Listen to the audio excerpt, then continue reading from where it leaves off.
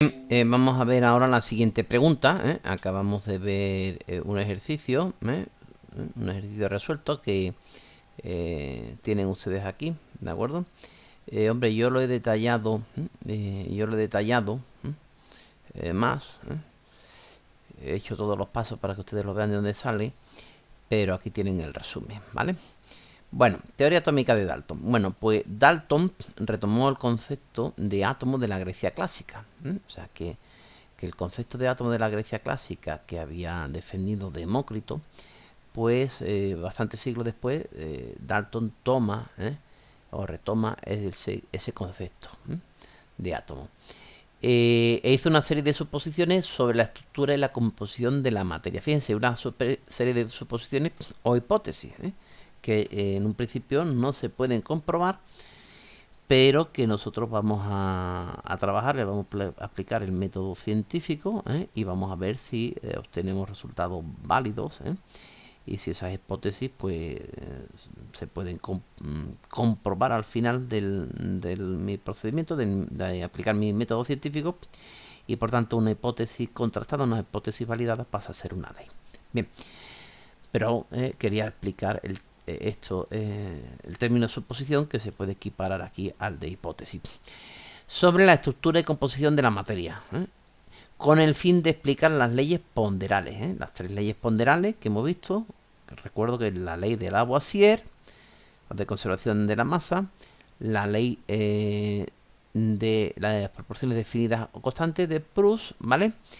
Y por último la ley de las proporciones múltiples, ¿de acuerdo? Vamos a ver si las tengo yo por aquí. Bueno, en realidad ustedes ya lo han visto, simplemente a lo largo, las leyes ponderales. ¿Qué significa ponderar? Pues ponderar significa que medir, relativas a la masa, a la masa que se pueden medir, ¿vale? Y como ya hemos dicho, son la ley de conservación de la masa, la ley de las proporciones múltiples, perdón, definida constante, y la ley de las proporciones múltiples, de la cual acabamos de hacer un ejercicio. Bueno, pues las hipótesis que hace Dalton, son las siguientes. Las sustancias están formadas por partículas indivisibles y muy pequeñas llamadas átomos, indivisibles e invisibles. O sea que son indivisibles y también invisibles a simple vista, y muy pequeñas llamadas átomos. Bueno, vamos a ver. Yo aquí querría decir una cosa.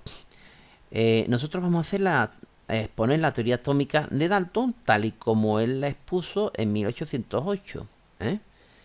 Hoy en día, gracias a la física nuclear y otro tipo de fenómenos, sabemos que los átomos realmente no son divisibles. Por ejemplo, existe la fisión nuclear, que consiste en romper un átomo grande, como por ejemplo en uranio, en otros más pequeños, ¿de acuerdo? Pero no nos vamos a adelantar, porque nosotros vamos a hacer un desarrollo cronológico, histórico, de la química. Entonces, cuando Dalton en 1808 publica su trabajo, pues todavía no se conocen las reacciones de fisión nuclear, ¿vale? Entonces, nosotros vamos a enunciarlo tal y como lo enunció Dalton, ¿vale? Las sustancias están formadas por partículas indivisibles muy pequeñas llamadas átomos. Claro, átomo, no olviden ustedes que es un prefijo griego, perdón, es una palabra griega que consta de un prefijo que es a, que significa no, y tomo, división. Luego, átomo significa indivisible. Como he dicho, hoy en día se sabe que no son indivisibles, porque está compuesto de sus partículas, el proceso de fisión, etcétera. Pero bueno, me remito a que estamos viendo lo que ocurría, o como la enunció Dalton en 1808. Bien, todos los átomos de una sustancia simple son iguales entre sí. En particular, tienen la misma masa. Vale. De esto también diremos algo más adelante, pero bueno, tal y como la enuncia Dalton, pues todos los átomos de una sustancia simple son iguales entre sí, en particular tienen la misma masa. Los átomos se unen entre sí formando sustancias simples si los que se unen son átomos iguales. Es decir, si yo uno átomos iguales, pues tengo sustancias simples. Si uno átomos distintos, pues tengo sustancias compuestas. Les voy a poner un ejemplo. Por ejemplo, si yo uno dos átomos de hidrógeno, pues tengo ¿quién? una sustancia simple que es la molécula de hidrógeno, ¿de acuerdo? Pero si yo átomo, dos átomos de hidrógeno y uno de oxígeno, que son distintos, pues entonces obtengo un compuesto, que es la molécula de agua, ¿de acuerdo?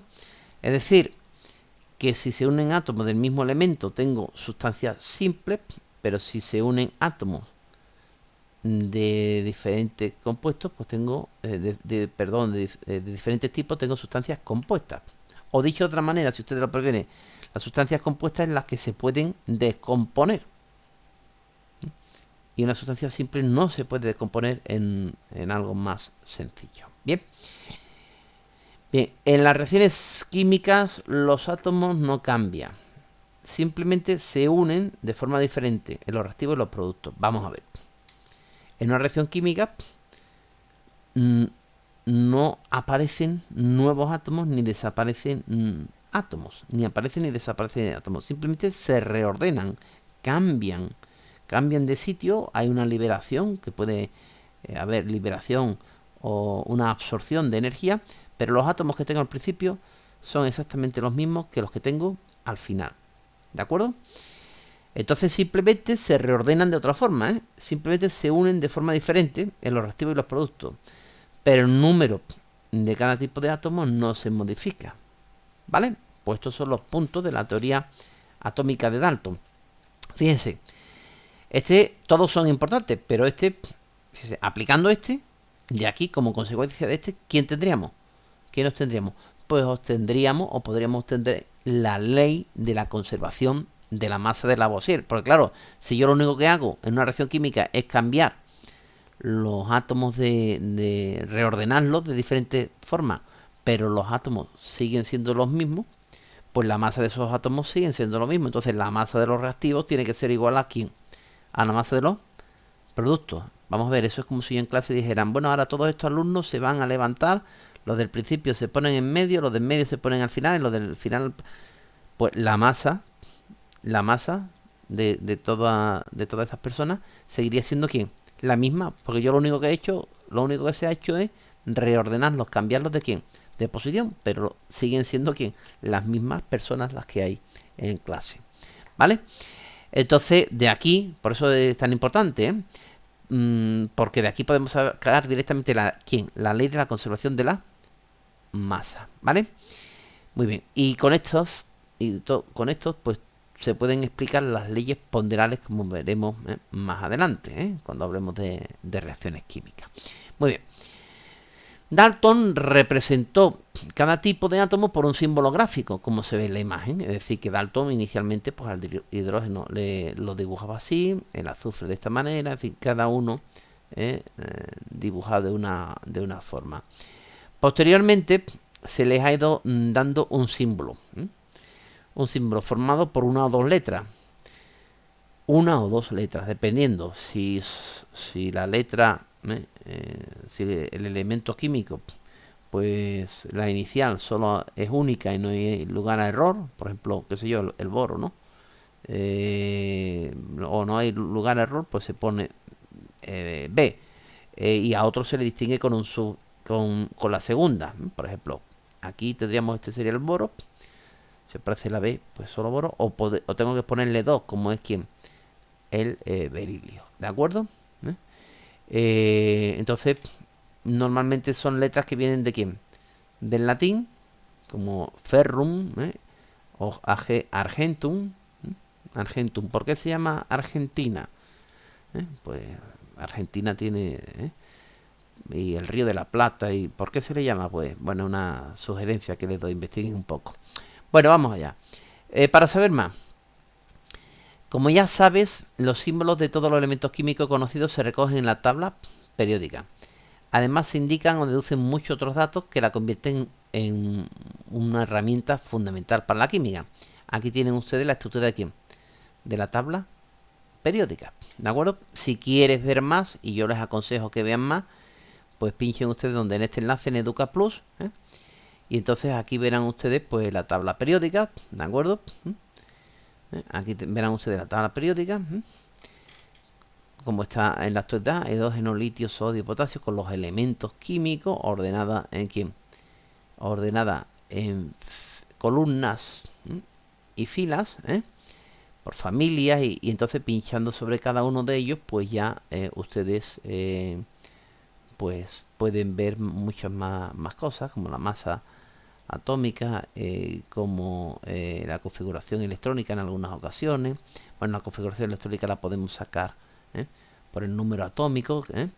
Como ven ustedes, esto está ordenado en quién, en orden creciente de quién, de números atómicos, etcétera, etcétera. Bueno, además, si pinchan aquí, pues pueden ver los orígenes de la tabla periódica, la primera intento de ordenarla, la ley de las triadas, el tornillo telúrico, etcétera. Y si pinchan aquí, pues pueden ver más cosas, ¿no? Como la estructura electrónica, propiedades físicas, térmicas. Bueno, yo eso lo dejo para que ustedes lo trabajen con tiempo en su casa. Y con esto, pues terminamos esta pregunta.